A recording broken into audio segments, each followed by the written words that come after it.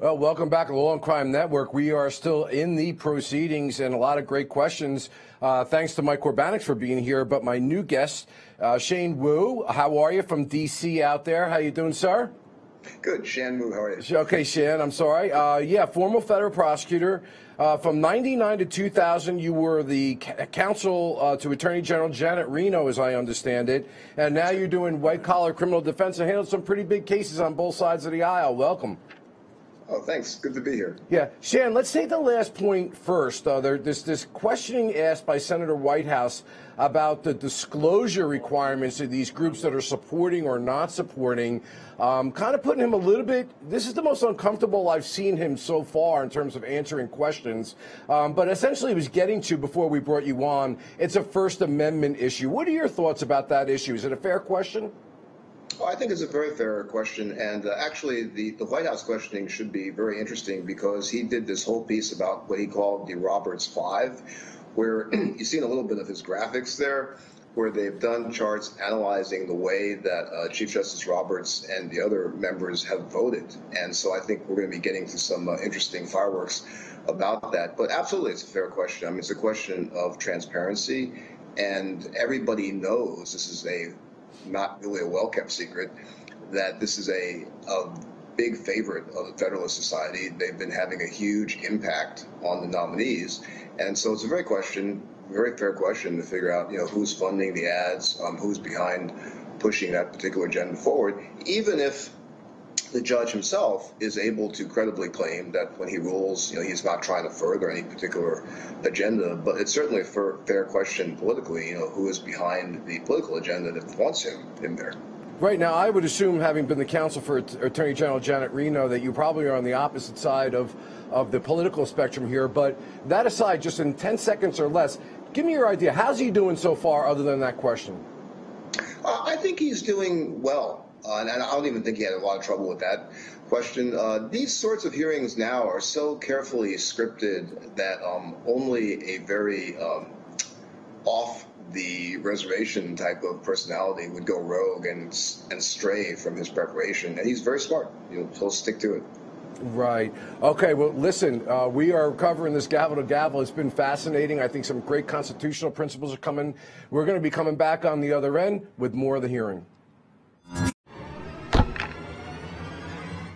Okay, so we've been listening to Senator Whitehouse ask Judge Kavanaugh a number of questions. Shan, let me ask you, you were there. You're a D.C. guy. You're plugged in. You were with Janet Reno. I think our viewers want to know, when these guys go through this political gauntlet, Democrat, Republican, has it been your experience that when they get on, they're no longer Democrats and Republicans, but they're trying to at least do the right thing? I think that most of these judges are men and women of integrity, and I think that they do try to do the right thing. However, the idea that a judge can truly be completely removed from partisan politics is simply not true. I mean, there are human beings just like you and me, and they have their leanings. And I know that when Justice Gorsuch was confirmed, I actually was in the same law firm as him, and he's a great guy. He's very smart, very compassionate human being. He had talked about this idea that you just put the law into like this little calculator machine, maybe turn the crank, and you come out with the right result. That's really not true, particularly at the U.S. Supreme Court level. And I think the interesting thing for us to all remind ourselves about is at the Court of Appeals level, you are a little bit more constrained in terms of your discretion. But on the United States Supreme Court, you are there to truly interpret the Constitution. And for those big cases that come along, the very word interpretation means that the human being doing the interpreting brings to that process their own thoughts, their own passions, their own prejudices, their own integrity. So while I certainly do believe all of these men and women are people of integrity and they want to do the right thing, they've chosen public service, I still think that it's a critical point to remember that they have partisan leanings because they're humans. They have a way that they lean left or they lean right. I mean, I think you were talking earlier about, whether we like the candidate or not. And that's a great point, because in terms of, is he a nice person? Yeah, it's very likable. But what do we really mean by liking? It tends to be, do we like his views or not?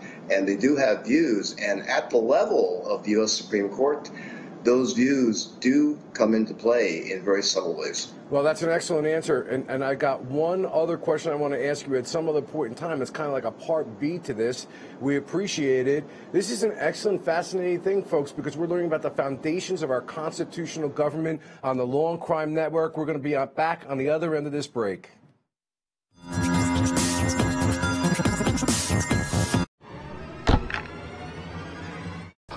Well, welcome back, Law and Crime Network. Shan, I know that we were kind of in the middle of talking a little bit before about politics and the infusion of that in this judicial process, and I appreciate and agree. We all come to the table with whatever we do in life with our biases, our prejudices, our points of view. But I want to take that to a little bit of a sidebar there and ask you, do you think when the senator was bringing out all of that quote-unquote dark money that was used to support candidates and brings out statistics that 92% of issues that those groups support wind up being successful in the Supreme Court, let me just take it one step further. Despite all those passions and prejudices and perspectives we have, do you think that Supreme Court justices decide that they're going to support Democrats and Republicans purely based on politics alone, or are they just subject to their own personal indoctrination, perhaps, to those party platforms? I think it's the latter, Bob. It's the indoctrination, and not so much really the indoctrination. It's what their particular political philosophies happen to be. I don't think anybody gets up there and says, "Oh, I'm going to decide cases based on party lines." I mean, first of all, even thinking that might be suicidal politically. But they are already on a particular path. I mean, somebody like Judge Kavanaugh has been a political operative. I mean, I think it was Durbin called him the sort of Forrest Gump of Republican politics. He's been at all the critical junctures of things, including the Starr investigation. And that means he's already like that. It's not that he gets to the bench and then he decides, oh, now that I'm on the bench, I may rule in favor of the Republicans. That is where his mindset is. That's where his belief system is. And I think really importantly for us to think about, too, especially at the Supreme Court level, it's where his analysis comes from. Because when we're talking about interpretation of the law, it's going to be his analysis, and his analysis will come from where his beliefs and mindset is. Right. I think it's a fascinating conversation about our own personal perspectives and biases. But I am glad, and it's consistent with my knowledge, that they don't sit there and say this is a Republican issue or a Democrat issue and I'll support it. They try to do the best they can with their background. We'll be back on the other side of the break. Law and Crime Network.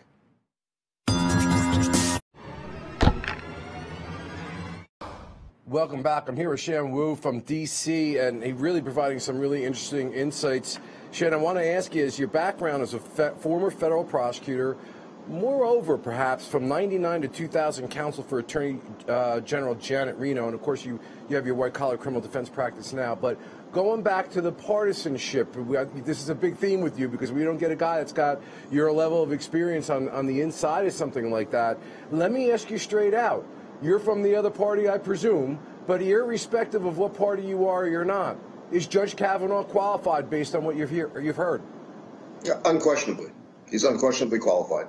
And I don't think there's anybody who could mount a legitimate argument that he's not intellectually, academically, or professionally qualified to serve at this high level. His entire resume says that. I think where we need to put our attention for ourselves as citizens is what is the role of these types of confirmation hearings? Because if it's really just checking off the box, is he qualified?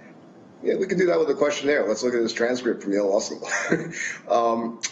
Where we're at this moment in our system is we're trying to discern how he will interpret the Constitution. And he's very smartly saying, I'm not going to answer hypotheticals. The way you get at that, it's kind of like in criminal law, how do you discern intent, right? How do you get inside the defendant's mind? You get inside his mind by looking at his papers, Right. his writings, not just his judicial decisions, but all those other records too. Agree. Great answer. I mean, he's got 300 and plus decisions, 13 affirmations of the Supreme Court. That's what's really important. Shan, I want to thank you so much for this opportunity. I know you got to run. You did a great job. I hope you come back on the Law and Crime Network again. Thank you for being here. Oh, it's good to be here. Thanks for having me. Okay, we'll see you soon. And listen, we're going to go to a real quick break, and on the other end, I'm going to have to sign off, and we'll see you next time.